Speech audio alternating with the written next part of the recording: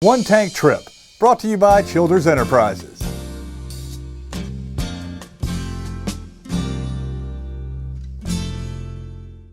This week's One Tank Trip brings us to Weston, the home of the American Glass Museum in West Virginia. This glass museum is one of the most robust in the entire state. The museum shows off pieces from some of America's most famous glass factories. At the museum, you can see works from across the country and even some from overseas. And of course, you can see glass made at West Virginia's own factories from across the decades. It's so amazing that there is a location like this that can highlight that history and give it to the public in a way that's very digestible, that makes them enjoy the history and their own local pride. Glassmaking was a huge industry in West Virginia for many years, and Weston was filled with glass museums before finally conglomerating them into one in 1993. Large display cases line the walls of the museum, giving you a glimpse at the handcrafted glass made throughout the state. In the museum, of course, I do love this display behind me, which is all West Virginia glass, but there are several other really amazing displays in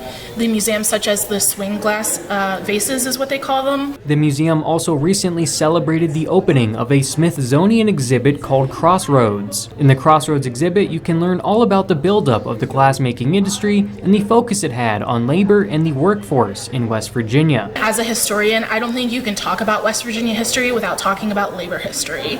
Labor is so entrenched in our history, especially the glass in this region. That was the big industry. The American Museum of Glass in West Virginia is open 7 days a week. It can be a delightful stop during a visit to Weston, which many people make around this time of year to visit the Trans-Allegheny Lunatic Asylum, which is right up the road from the museum. And the best part is, you can get there in just one tank of gas. One Tank Trip, brought to you by Childers Enterprises.